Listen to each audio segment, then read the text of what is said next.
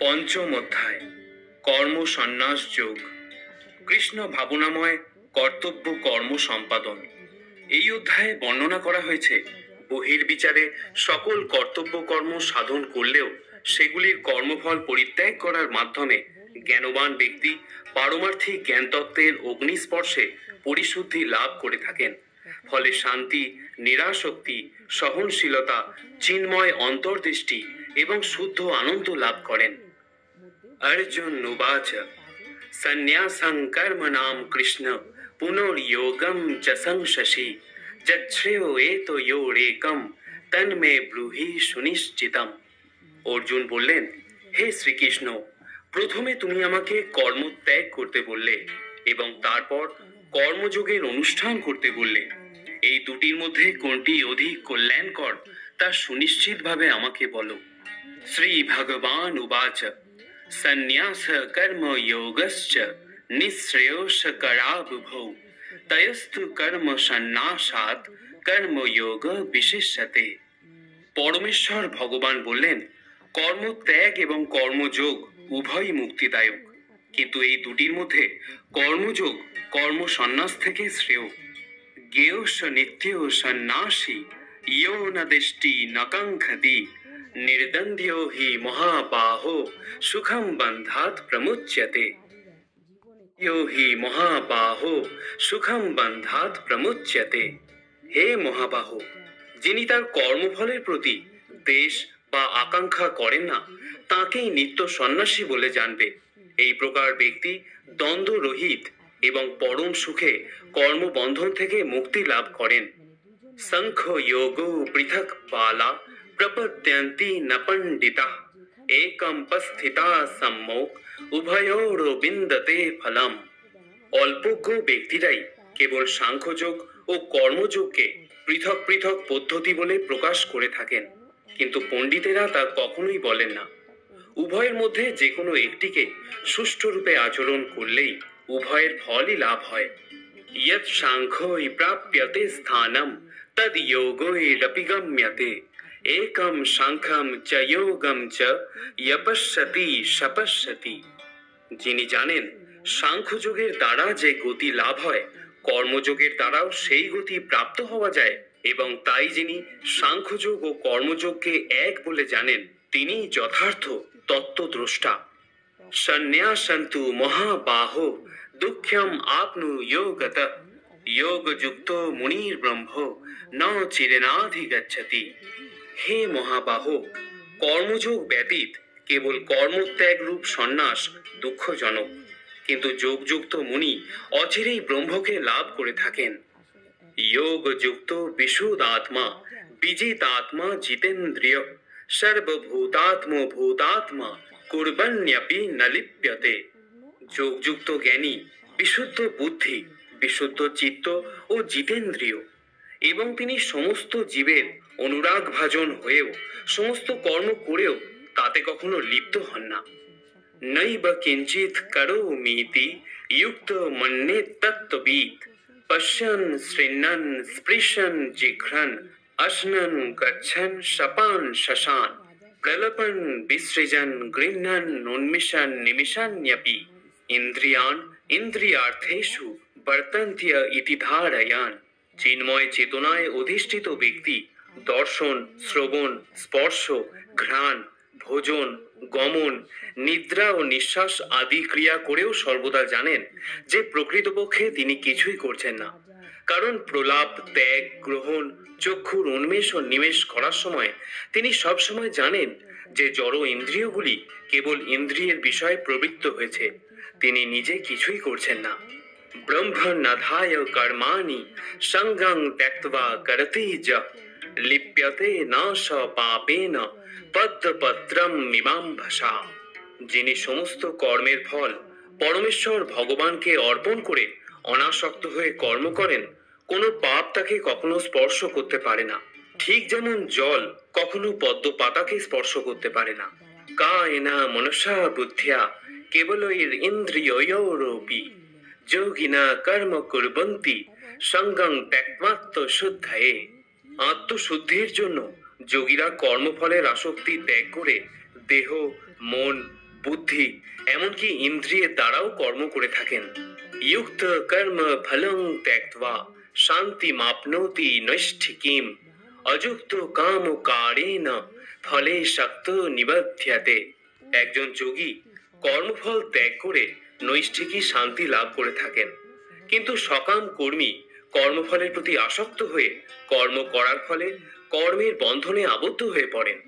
সর্বকর্মাণি মনসা সঙ্গন্নশান্তে সুখং বশি নবোদারে পুরে দেহি নৈব কুর্বন্ন কারয়ন। বাহ্যে সমস্ত কার্য করেও মনের দ্বারা সমস্ত কর্ম ত্যাগ করে জীব নবদার বিশিষ্ট দেহরূপ গৃহে পরম সুখে বাস করতে থাকেন। তিনি নিজে কিছুই করেন না এবং কাউকে দিয়ে কিছু করানো না। নকর্তৃত্বং নকর্মাণি লোকস্য সৃজতি প্রভু নকর্ম ফল সংযোগং স্বভাবস্তু প্রবর্ততে। দেহরূপ নগরীর প্রভু জীব কর্ম সৃষ্টি করে না, সে কাউকে দিয়ে কিছু করায় না এবং সে কর্মের ফলও সৃষ্টি করে না। এই সবই হয় জড়া প্রকৃতির গুণের প্রভাবে। নদত্তে কস্যচিৎ পাপম ন চৈব সুকৃতম বিভু অজ্ঞানেনাবৃতম জ্ঞানম তেন মুহ্যন্তি জন্তবা। পরমেশ্বর ভগবান জীবের পাপ বা পুণ্য কিছুই গ্রহণ করেন না। অজ্ঞানের দ্বারা প্রকৃত জ্ঞান আবৃত হওয়ার ফলে জীবসমূহ মহাচ্ছন্ন হয়ে পড়ে। জ্ঞানেন তু তদ্জ্ঞানম येषं नशितो मत्तनः तेषामादित्य बज्ज्ञानम প্রকাশয়তি তৎপরম। জ্ঞানের প্রভাবে যাদের অজ্ঞান বিনষ্ট হয়েছে তাদের সেই জ্ঞান অপ্রাকৃত পরম তত্ত্বকে প্রকাশ করে। ঠিক যেমন দিনমানে সূর্যের উদয়ে সবকিছু প্রকাশিত হয়। তদ্বুদ্ধয় তদাত্মান তন্নিষ্ঠা তৎপরায়ণা গচ্ছন্ত পুনরাবৃত্তিম জ্ঞান ও নির্ধুত কলমশা।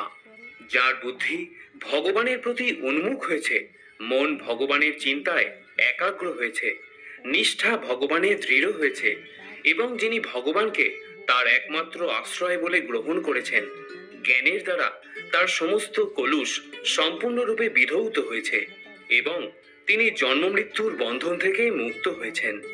বিদ্যা বিনয় সম্পন্নে ব্রাহ্মণে গো বিহস্তিনী শুনিচৈব সপাকে চ পণ্ডিতা সমদর্শিনা।